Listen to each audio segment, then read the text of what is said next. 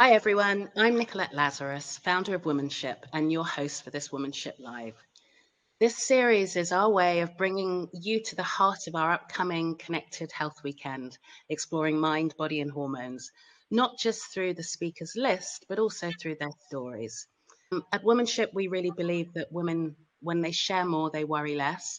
And if we're going to shift the whole state of women's health, it starts by seeing each other clearly beyond the symptoms, the diagnoses, or the statistics. And that includes seeing the power of our allies, the people working hard inside the system who are brave enough to challenge it, who ask the harder questions, and who choose connection over medical protocol necessarily.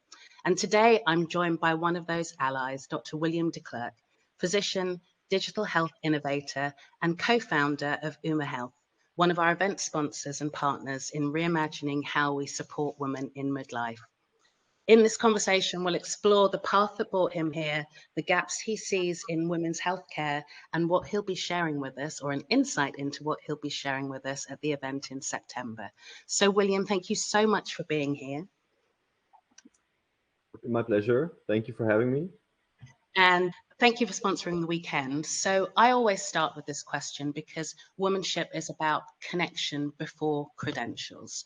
So, and I'm a huge fan of connections, not just the networking type, but the type that bring us to where we are today in terms of relationships, experiences. So my first question is, what's made you the human that you are today? Oh, that's a very deep question that has to bring me back all the way to the day I was a child. Yeah, I've always been triggered by science and creativity. I always loved medical science and I always loved music. Of course, a bit steered by my parents' wisdom, I went into med school instead of music school. But I loved it. And after a very brief career in surgery, I wanted to be a bit more innovative, a bit more creative, and that's why I went into the digital health space. And one thing led to another, where I met my co-founders of Uma Health, and with all the background experience that I had and the passion for really trying to create something new, hence the creativity, but also to make healthcare accessible for a lot of people via the digital side of it, really brought me to the last thing, which is find the right niche where you can have this impact. And that's where my co-founder Anne really pushed me into this blind spot of menopause, and that was a huge revelation for me. And so this really led me to the person I am today, being the co-founder of Uma, really digging deep into how can we support women in this phase, and how we can make it better. Okay, so we're going to dig into that a little bit later, but let's go back to this interesting, I guess, conflict you had between music and becoming a doctor. So tell us a bit more about your music passion. Yeah, so music has always been something that it's more of a love affair that I have for it. Always love to create songs, write songs, produce music, and then also perform it. In college, I had a band, and at every college party, we would perform, play some good rock and roll. So that was always fun, and yeah, it's something that I never let go. I always keep doing it, and it helps me stay creative, stay innovative, inspired. Inspiration comes from many places, also the music, and vice versa. Nice. So you were talking about then moving from surgery, which was your initial specialism, and wanting to explore more. What was it about surgery that you wanted to move away from? So, of course, surgery is, when you think about it, it's a very exciting space to be in. It's a very noble job. It's very a lot of action. But what I found when I was doing my residency in surgery, I kind of got bored of the repetition behind it. And when you're not fully in love anymore with something, you start to get annoyed by small things. Because when you really have a passion for it, you love the problems around it because you just want to solve it because you love that one thing. And for me, I noticed with surgery, it wasn't the case.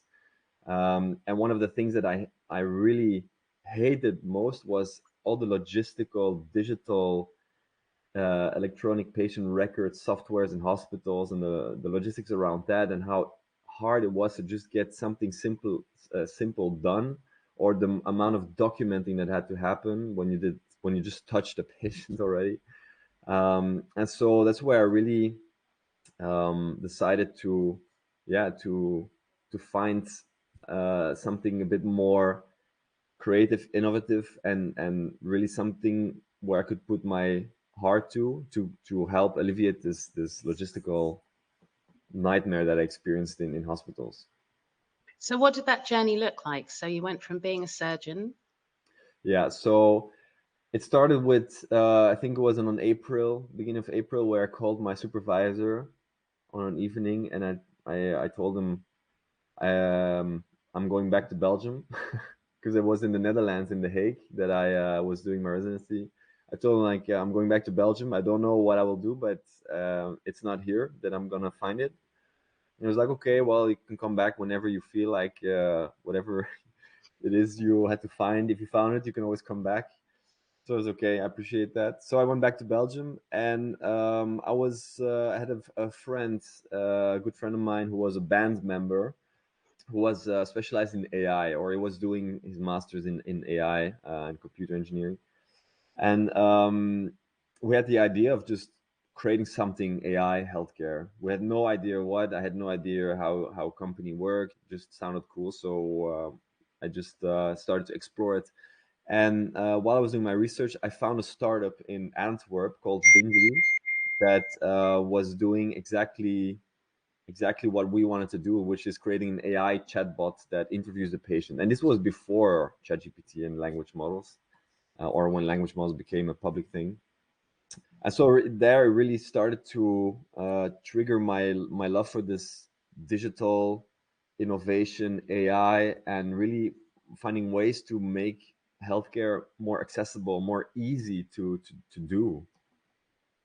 And then after 3 years of that, I went into an startup incubator, where we had other startups with similar ideas, always focused on digital health and innovation, where how they could improve their products, how they could find money, find the right people, etc.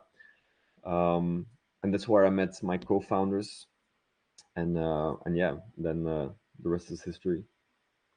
So what was the moment or the story that made you realize that, I guess, menopause care was broken and that you wanted to be part of fixing it? Yeah. Well,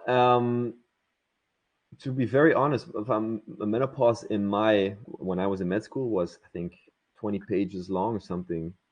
It was Yeah, simply it was menopause equals 12 months no menstruation, and it's also because your follicular reservoir is empty, and voila. And then just a list of like risks that can come, like osteoporosis, cardiovascular disease, and stuff like that, but zero, absolutely zero about perimenopause or symptoms or treatments around it. Zero. It was really it was not really taken serious, or it was just a blind spot. And so with that mindset, not as, that actively ignoring it, but just not knowing about it, I went into I started my medical career. And of course, when you're in this health tech space, we heard about the Balance app of Louise Newson. We heard about Evernow in the States. And so it is startups that that are in a niche of menopause, but still it doesn't really resonate with me. And it was until I met my co-founder Anne Brochet, who was my colleague in at eHealth Venture, the incubator. She told me like, yeah, William, I have been looking for a year and a half for what was wrong with me, because she is also medically schooled. She's a yes, a kinesist, physiotherapist, and an orthomolecular therapist. So she knows a lot about biomedical processes, and etc. And she really told me like it was such a long journey to first figure out what the hell was going on, And then second of all, to find the right treatment without paying an insane amount of money or just trying to bribe someone to get the right treatment. She went online. That's how she found communities, and she really brought it to my attention. Like, William, if we want to make an impact, this is where we have to. This is what we have to focus on. Um, and when I look back at our household, my mother, she didn't really have that many problems around the topic. She was very quickly helped. So she was lucky to have a good gynecologist from the get-go. So it was never really a problem in our household either. So that's why it still remained a blind spot. But it was then that I started digging deep in the numbers, in the knowledge, in the science behind it, and it was an eye opener for me. And then I think the moment where to me it really clicked was when we did our first consultations, and I had my first consultations with the women on Yuma Health on our platform, where I realized, like, oh my God, they have been in the darkness for so long. How is this possible? And so that's where my love just kept on growing to really find a solution to this problem and to find ways to make it accessible, to find different ways of how can we be a guidance to these women in perimenopause and menopause. It's incredible how many people have the same story as women of searching for, quote, what was wrong with them, and not having knowledge about our own bodies and how our hormones work to even recognize it. And that's one of the reasons why we're so, excited about this event, of actually bringing knowledge from different perspectives to women and helping put them in contact with platforms like UMA. So what does UMA actually stand for, and what does it look like when healthcare actually, I guess, sees women as individuals, not just their symptoms? Yeah, so UMA literally stands for, in Dutch, it means uw menopauze aanspreekpunt, like your menopause, how do you say, aanspreekpunt, your first starting point. So we really want to create this platform where, or let me take a step higher.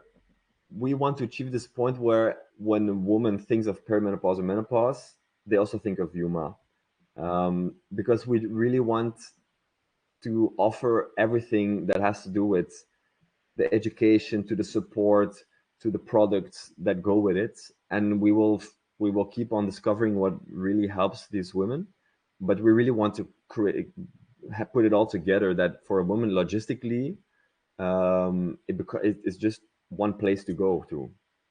And so what we believe in, and something and our beliefs come from what I and our other doctors really noticed during these consultations, is, but first of all, just listening, just taking the time to listen what is important, and not what is the matter with you, but what matters to you. Where do you want to get in a few months? Is it like a high, is it you want to run a marathon? Is it you just want to be able to go out and see your friends again, or rebuild up your social life?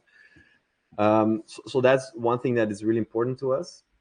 Second of all, it's also how can we do whatever we're going to do for treatment, how can we do it safely? What does it take to become a healthy person again, and do a treatment in a very secure way?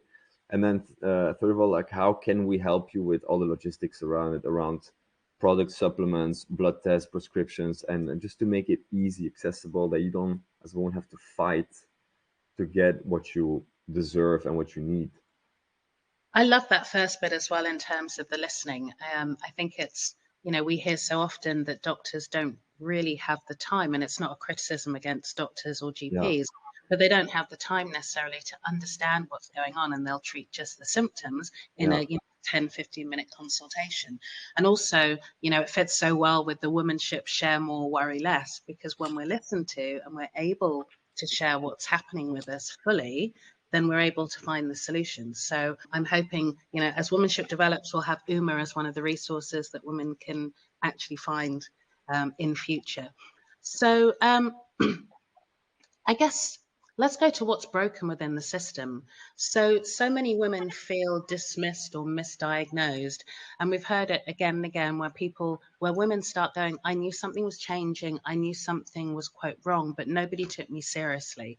So from your perspective, what's the biggest failing or failures in how women in midlife are being cared for today within the traditional systems? Yeah, yeah, that is the big question, isn't it? Because yeah, I think in a lot of a lot of these conversations that I have with our patients, um, there is a sense of a bit of, I would say, anger.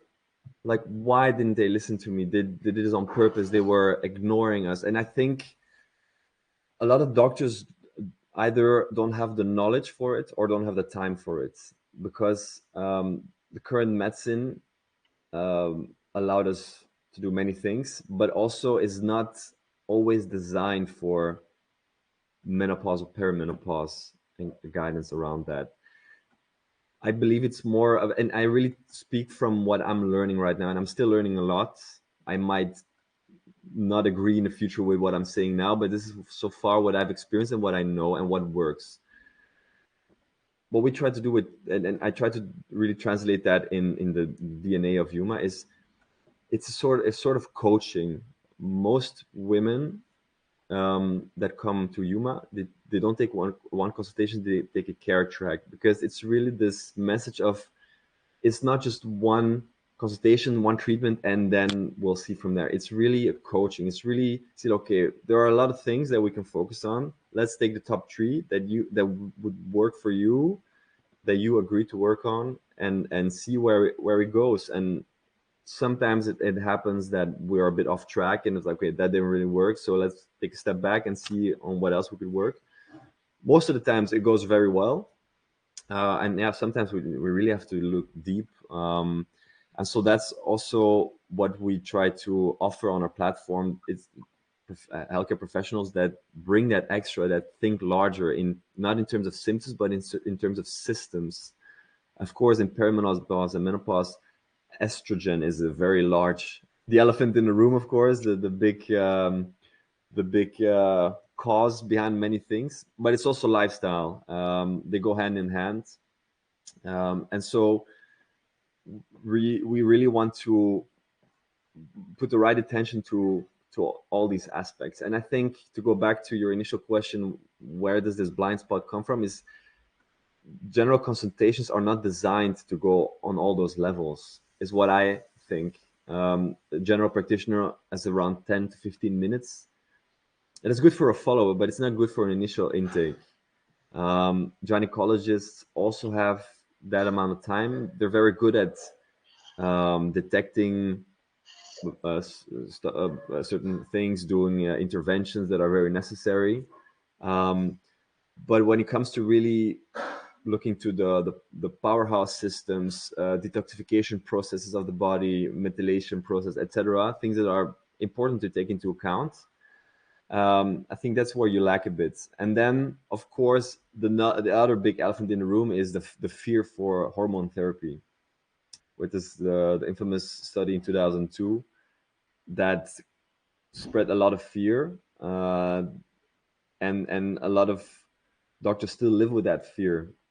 Um, and it's not that they still believe in it, but they also don't want to dig deep back into the literature to see what's really going on, because they either don't have the time or it's not in their top 10 diseases that they treat, which is fine. If they're very good for the others, then it's fine, but it still creates this blind spot. And then last but not least is, when you start these lifestyle changes or hormone replacement therapy, it's not just like an antibiotics and 7 days and then you're done. It is a fine-tuning process, and it takes time. It takes time to figure it out together with your patient, where to go and what works and what doesn't work. And yeah, you have to put your teeth in it. It's one of those interesting things. I always say that, hormones bind women together in terms of, binding me together with the same kind of processes with someone of a different race, different religion on the other side of the world. But they also separate us because we experience them so differently.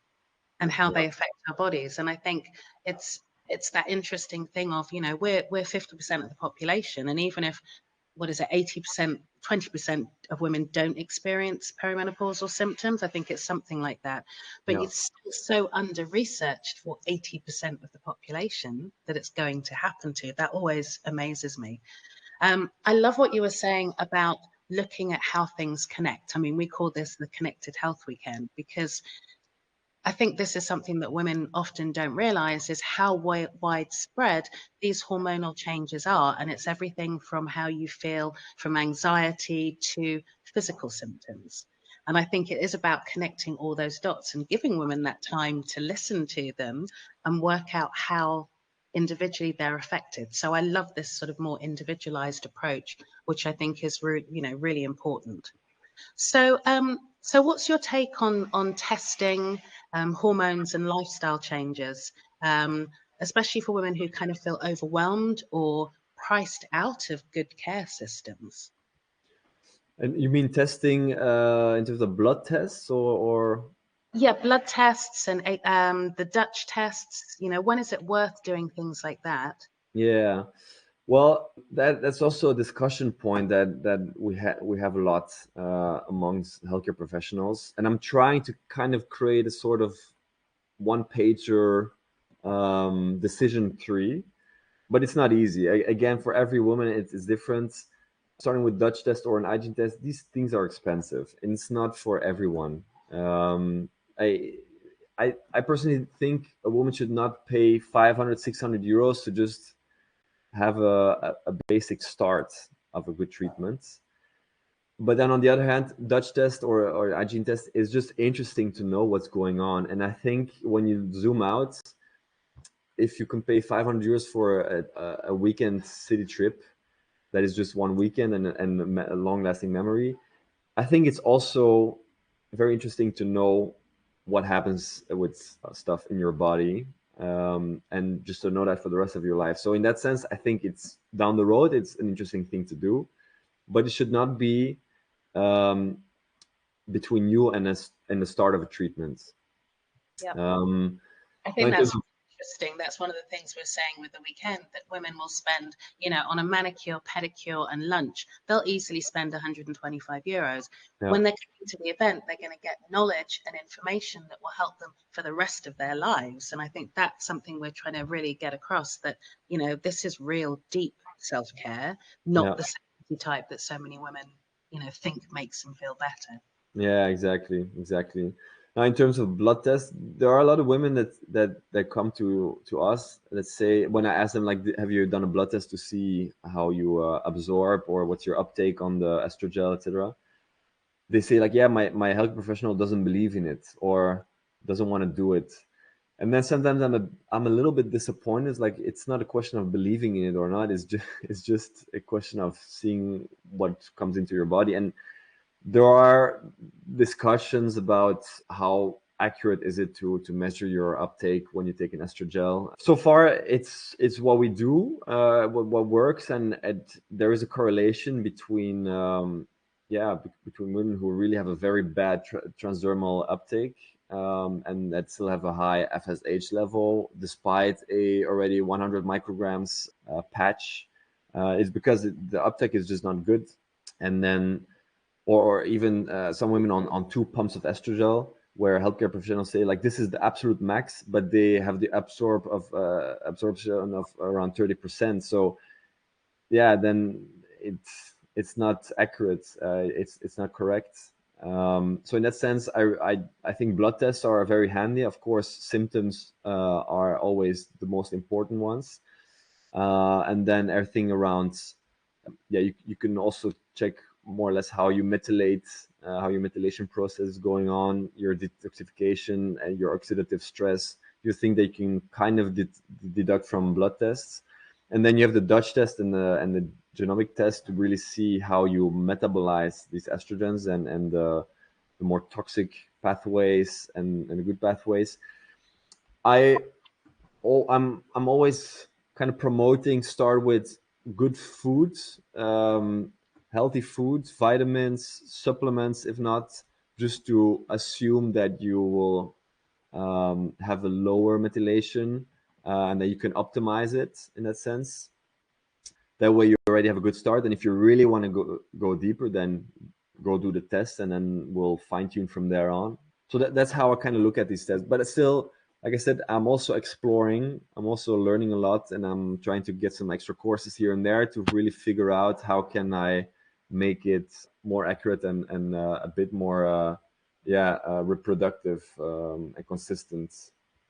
And I think this is one of the things that for me, we should always keep in mind. You know, different people will come at this topic from different perspectives.